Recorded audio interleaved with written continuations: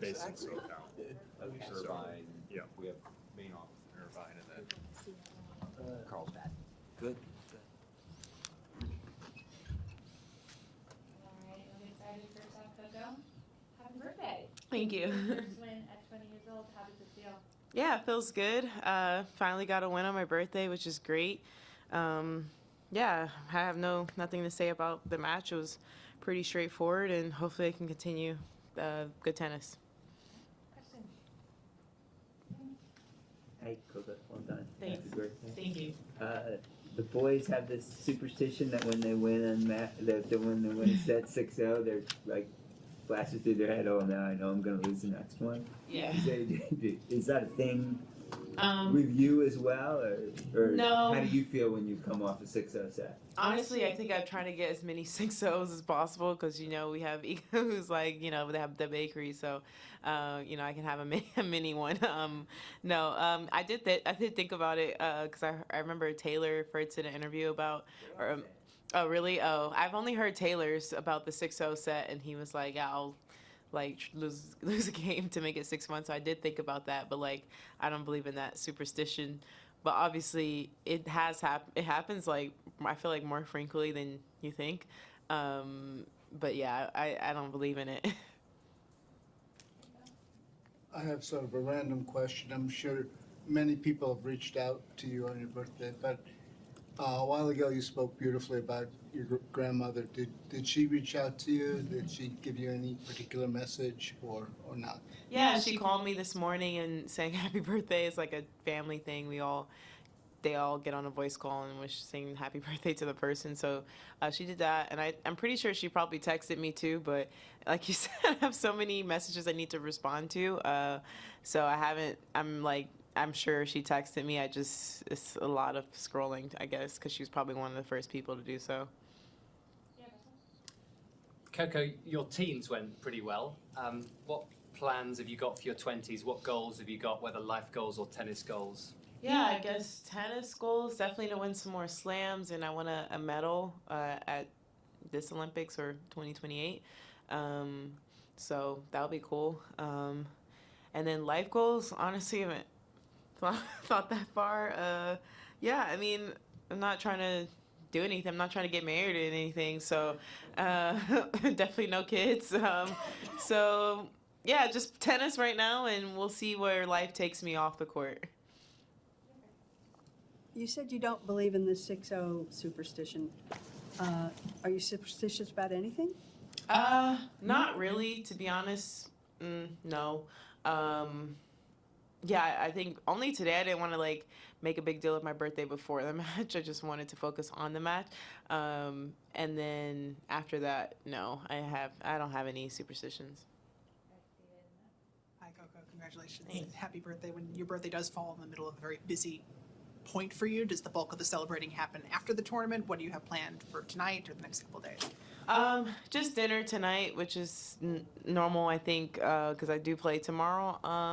And yeah, usually afterwards, I'm not a huge party celebration person, so I don't have anything afterwards. I'll probably, do maybe another dinner when I get home for before Miami Open, just so my brothers can also celebrate it with me.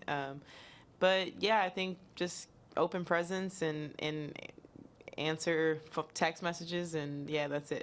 Are there presents you get for yourself, presents you get from others?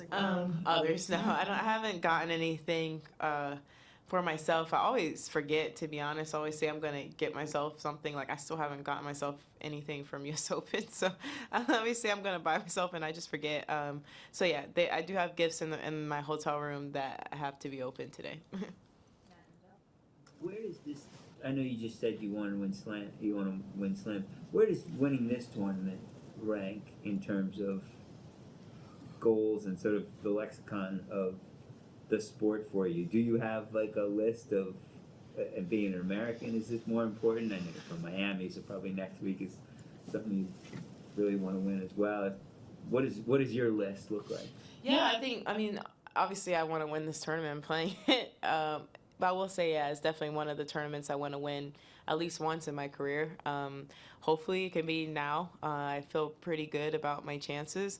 And obviously Miami being a home tournament, that would be a dream to win as well.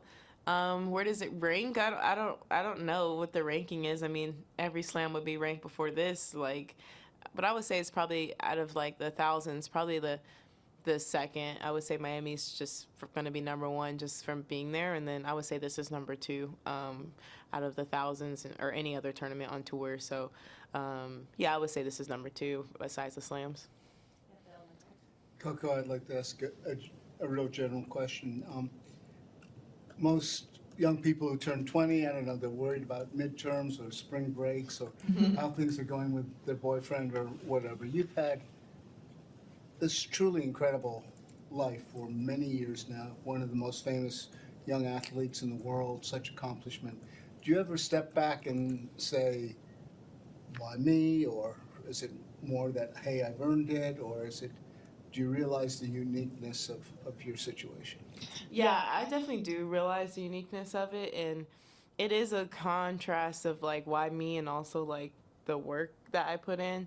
And yeah, I mean, honestly, it's like, yeah, I don't think it's solely because of work, because a lot of people work hard, and some people, I don't know, just I'm lucky that I was born with a great athletic ability, which kind of helps me, and then I also was born with like a work ethic and learned how to work hard and enjoy working hard.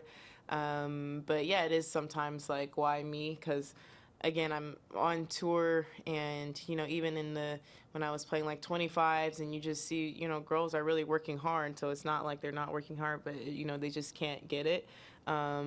And not that I say I have it all figured out, because I don't, but I am very blessed to be in the position I am in. And I guess everything with off court, that's definitely the more why me part, because yeah, I mean, winning was always something I just envisioned myself doing, just because that's just what every tennis player envisions. But yeah, definitely the off court stuff when it comes to the covers and the attention from other celebrities or just people in general, it is kind of like why people, I don't know why people gravitate to me so much, but I definitely do appreciate it, and it makes me feel loved, and I hope I can make other people feel the same way. And does it give you particular satisfaction that you've been able to use your platform in so many different ways? Yeah, definitely. I think for me, that's just one of the main things that I knew I wanted to do, obviously, since I was young. 15 was the first time I kind of really spoke about it. And yeah, I just knew I was going to do that regardless of how my life went. Even if pro tennis wasn't the way for me, I would have been very active in other areas of, you know, of life and the world in general.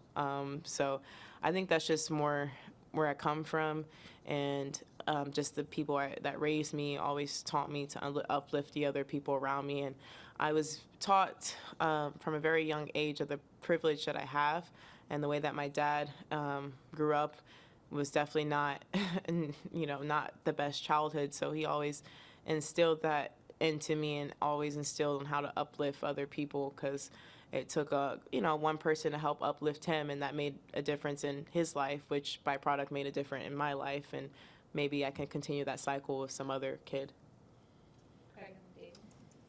Coco, you've spoken about presents and gifts and birthday presents and wishes, etc. What would be the ultimate present you'd like to buy for yourself or get for yourself? Ooh. I think the things that I want, I can't buy. And the things that I want, I already have. I'm healthy, happy, on tour, living the dream. I guess like materialistic things, I don't know. I don't know. I could buy myself a lot of things, and I feel like if I wanted something, I could find a way to get it. But, I don't know. I'm looking for places for myself, so I guess that. But, I don't think there's anything materialistic that I really can tell you that I need to get this right now. All the fancy stuff I still feel like is way above me right now. That's, if anything, I've learned from going to the Time Gala event and them asking me, what outfit I'm wearing. I'm lucky it's just a regular easy Prada pronunciation and not these other things. So I'm a pretty simple girl, to be honest. Coco, ago, Daria was hyping the interview that she did with you for her vlog, and you were mentioning what a fan you are of the channel. I'm curious Yeah. what you made of the experience of being on it, and what you make of the way that she and Natasha present the tour. Yeah, I've watched a couple of her vlogs, parts of each one. They are an hour long, but I think it's really cool. And like I see her interviewing other players, so I literally like asked her if I could be on it because I was practicing with her. And I think that what her and her girlfriend do is really great, just to give fans a player perspective of the tour and of other players. And I think when you're doing another interview with a colleague or a peer and everyone loves her, I don't know any players that dislike her. I think it's just you get a more authentic version of yourself because it is a peer. And always trying to present myself authentic in interviews and press conferences, but I don't know, it just comes out easier when you're talking to someone that you always talk to. So it's really cool, and I told her the way she edits it, and she said it's all her girlfriend. So Natasha's the one behind the camera doing the hard work, and Daria's the muse. So that's what she told me, and I was glad I could be the muse for. I don't know if the vlog is released or not, but for this week's episode vlog, yeah, so cool. Last question. Hi, congratulations both win and your birthday. So Thank it's, you. Another birthday related to Christian. In Japan, turn at age 20 is considered as adult, officially adult, and you are allowed to drink. But I know you have to, in this country, you have to wait for another 1 year. Yeah. But what do you think is for you, what is the definition of being adult or being grown up, and when at what age did you feel like you are already adult or belong to that kind of a adult world? Yeah. I think in certain aspects, I've always felt like an adult when I got on tour, but then obviously at home, I still live with my family, and my mom still washes my clothes, and she still helps me unpack my clothes, and and dad is always, my dad is kind of the one helping me with my car. If I need the tire to be changed, he'll do it or wash it for me. So that part, there's parts that I don't know if I'll ever grow out of that, because who's gonna say no to free help, So yeah, I don't. Yeah, I guess at 20, I mean, I would say really at when I got a car, which was when I was 18, is when I really felt like an adult, because I was driving myself places, and I didn't have to ask my parents, hey, can I go? It was more so, oh, I'm going, and that was a weird transition too. And yeah, I think it's just maybe when I got my car is when I felt like an adult, but also when I get home, my mom's telling me to clean my room, and she's washing my clothes, and I don't really do, I'm gonna be honest, I don't really do that many chores. I say I bring other areas of support in the household, so it should be enough. And then I have two younger brothers who, don't listen to me at all. So I don't know. Maybe when I move out is when I'll really feel like an adult, because I'll have to do everything on my own. But honestly, I told my parents when I do move out, I'm still gonna leave a lot of my stuff at the house, because they're healthy, and as long as they're healthy, they can do the stuff. I feel like some of you guys relate if you have kids. Thank you, guys.